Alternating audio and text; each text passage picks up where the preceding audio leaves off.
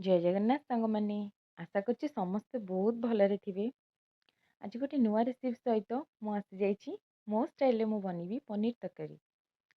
आपण माने समस्त बनाउथिबे तो आमे डेरी न करी स्टार्ट करिबा। प्रथमे आमे कढ़ाई गरम करी एथिरे तेल ऐड करि नेबा। आउ तापरे आमे छोट छोट पीस कर रखथिबा पनीर को फ्राई करि नेबा।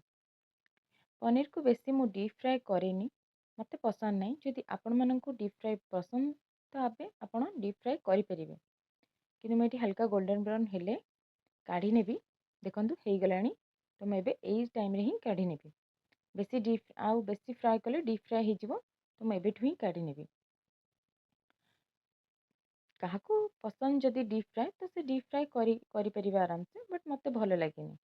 आम पनीर को फ्राई कला परे पानी धीरे भी ऐड करेनी। आमे एबे तरकारी पई किछि सोरिष तेल नबा, किछि कटा पियाज, अदा रसुण टमाटो और सुखिला लंकार पेस्ट आ टमाटो आउ काजूर किछि पेस्ट नहीं जिबा। गोटा मसला रे मु तेजपत्र गुजराती और दालचीनी नहीं। आपन हिसाब रे आपन गोटा मसला जहाँ भी ऐड करि परिबे।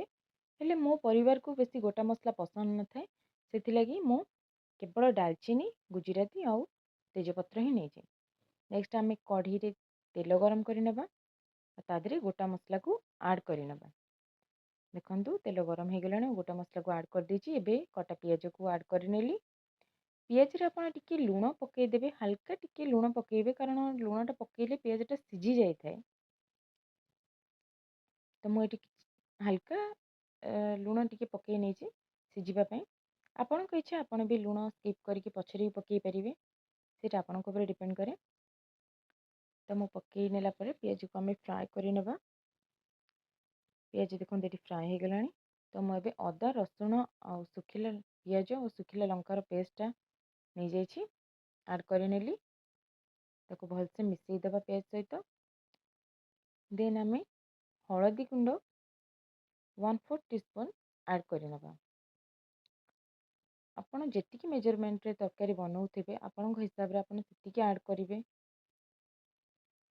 तो मुझे 1/4 टीस्पून ऐड करनी हलदी गुंड आ ताको भलसे मिसई दे आमे मसला को कषिबा। मन रखु मसला कषिबा समय आप ध्यान दे कसतु, लो फ्लेम रे कसतु, सब बेले कषिबा को चेष्टा करंतु। जदि अधिक किछि पानी अच्छी मसला रे तो आप मीडियम फ्लेम रे भी कषि पारिबे। हेले सब बेले ध्यान देकी कसतु, कारण जदि मसला लागि जिवो तो आपनक तरकारी रो टेस्ट बिल्कुल भी भलो आसीबनी। ओरिजिनल टेस्ट बिल्कुल भी आसीबनी तरकारी। मो मसला टी कषि गला परे मु एथिरे टमाटो और काजूर पेस्ट जो रखी ताको भी मैं ऐड कर नेली आ ताको मिसई नेबी। मीडियम फ्लेम रे आमे याको कषि नेबा।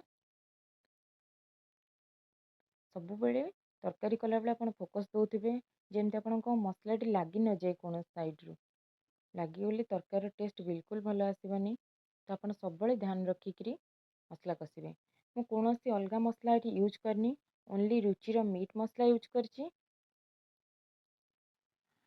मसला को आमे दे साला परे मसला को तरकारी धीरे ऐड करि नबा। पाउडर मसला को भलसे ऐड करि नेबे, कारण मसला टिके पड़िला परे कढ़ई रे लागि जाए। देन मु गरम मसला क्याच रो नहीं जाए। मु ओनली 3टा मसला ही यूज करे। गोटे चिकन मसला, गोटे मीट मसला और गरम मसला। मु सबु तरकारी प्राय 3टा मसला ही ऐड करे। बेसी किछि पाउडर मसला मु ऐड करेनी। कोनोसी जीरा पाउडर, धनिया पाउडर या छोले मसला, पनीर मसला जहाँ भी हो मु कोनोसी किछि मसला यूज करेनी। ओनली मीट मसला, चिकन मसला और गरम मसला यूज करे। तो मु रुचिर चिकन और मीट मसला यूज करे। गरम मसला भी मु रुचिर यूज करे, बट एबे मु क्याच रे यूज करूची। आपनको पसंद हिसाब आपण ऐड करि परिबे। जो भी ब्रांड रो जो भी मसला चाहिए आपण ऐड करि परिबे। बट मसला पाउडर मसला ऐड कला बेले आपण टिके ध्यान दे करंतु, कारण तळे लागि जिवो। एठी मो मसला हल्का कषि आसलानी तो मु कसूरी मेथी एथरे ऐड करि दीची। कसूरी मेथीटा ध्यान रखिए सबु बेले सबु तरकारी बहुत खुशबू भल आसे, एमती कि डालमा भी बहुत भल खुशबू देते। तो कसूरी मेथी ऐड करने को बिल्कुल भूलिए। तो कसूरी मेथी ऐड कला परे आमे मसला टी को भलसे मिसई दउथबा। देखो ये मो मसला कषि आसलानी तो ऑयल भी बाहर। तो आम ये समय पानी किछि ऐड करनेबा। आपनक हिसाब रे आपण पानी ऐड करनियंतु। ଆପଣଙ୍କୁ କେତେ ଗ୍ରେଭି ଦରକାର ସେଇ ହିସାବରେ ଆପଣ ପାଣି ଆଡ଼୍ କରିବେ। ମୋତେ ଯେତିକି ଗ୍ରେଭି ଦରକାର ମୁଁ ସେତିକି ପାଣି ଆଡ଼୍ କରିନେଇଛି।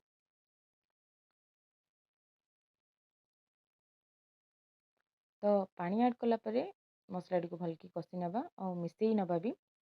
ଦେନ୍ ମୁଁ ପିଆଜରେ ଟିକେ ଲୁଣ ପକାଇଥିଲି ଆଉ ପନିରରେ ବି ଲୁଣ ପକାଇଥିଲି, ତ ମୁଁ ମୋ ହିସାବରେ ଏଠି ଲୁଣ ଆଡ଼୍ କରିଛି।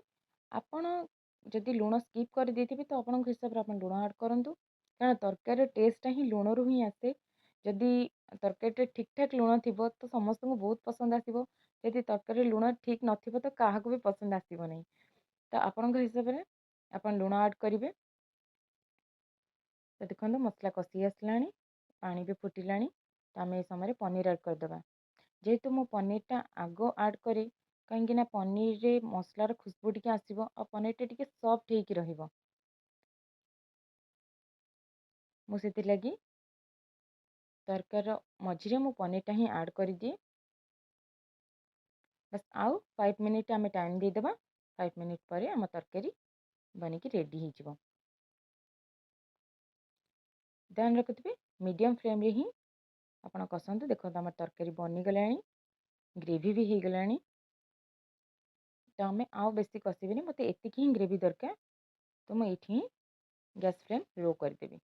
ମୁଁ ଆଉ କିଛି ଲାଷ୍ଟକୁ କୌଣସି ମସଲା ଆଡ଼୍ କରେନି, କାରଣ ମୋ ପରିବାରକୁ ବିଲକୁଲ ବି ପସନ୍ଦ ନୁହେଁ କୌଣସି ଗରମ ମସଲା। ତ ଦେଖନ୍ତୁ ମୋ ତରକାରୀ ବନିକି ରେଡ଼ି ହେଇଗଲା।